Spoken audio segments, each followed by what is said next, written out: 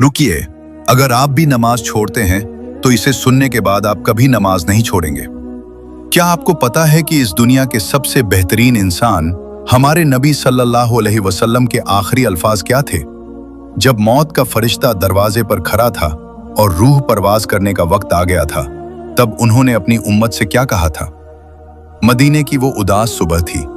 नबी करीम पर बीमारी की शिद्दत बहुत ज्यादा थी। बुखार इतना तेज था कि कोई उनके जिस्म को आसानी से छू भी नहीं सकता था। दर्द और तकलीफ के उस आलम में जब एक आम इंसान अपने सगे घर वालों तक को भूल जाता है, उस वक्त भी हमारे नबी को सिर्फ हमारी अपनी उम्मत की फिक्र थी।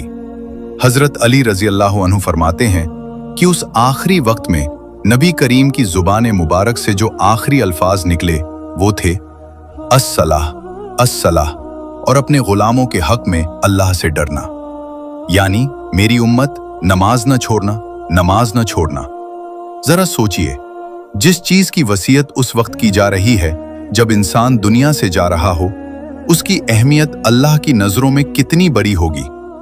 हदीस शरीफ में आता है कि कयामत के दिन बंदे से सबसे पहला सवाल नमाज के बारे में ही किया जाएगा।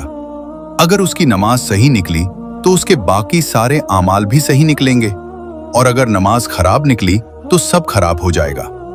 और कुरान मजीद में अल्लाह ताला साफ फरमाता है, बेशक नमाज इंसान को बेहयाई और बुरे कामों से रोकती है। फिर आज हम नमाज क्यों छोड़ते हैं?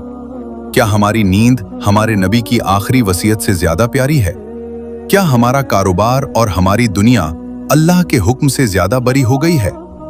याद रखिए, जिस नबी ने अपनी आखिरी सांसों तक हमें याद रखा और हमारी बख्शीश की फिक्र की, क्या हम उनके इस एक हुक्म को भी पूरा नहीं कर सकते? आज और अभी पक्का इरादा करें, चाहे जो हो जाए हम कभी नमाज नहीं छोड़ेंगे, क्योंकि कब्र की उस भयानक और अंधेरी रात में कोई दोस्त या रिश्तेदार नहीं, बल्कि यही नमाज हमारी सबसे पहली रोशनी बनेगी। अगर इस वाकया ने आपके दिल पर असर किया है तो ऐसी ही इस्लामिक वाकया के लिए अभी चैनल को सब्सक्राइब करें।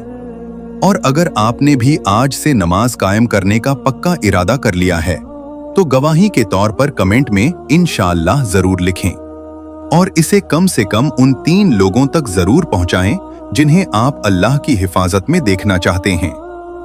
मिलते हैं अगले वाकया में। अल्लाह हाफिज।